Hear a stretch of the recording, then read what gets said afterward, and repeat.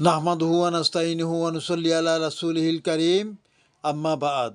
দূর নিকটে দেশ ও প্রবাসের সকল শ্রোতা ও দর্শক মণ্ডলীদেরকে মনোযোগ দেওয়ার দৃষ্টি নিবেদন করে আজকের আলোচনা শুরু করছি।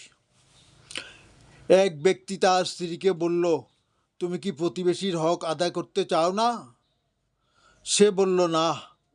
তারপর স্বামী বলল, তুমি কি স্বামীর হক আদায় করতে চাও না? সে বলল, না।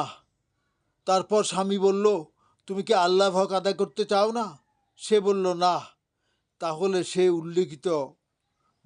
উল্লেখিত কথার কারণে কাফের হিসাবে গণ্য হবে। এটা ফতুয়া গ্রন্থের মধ্যে অত্যন্ত সুন্দরভাবে লিপিবদ্ধ করা আছে। কেউ যদি কোনো একজন নবীকে স্বীকার না করে অথবা নবী রাসূলগণের কোনো এক সুন্নতকে পছন্দ না করে, তাহলে সে কাফের বলে গণ্য হবে।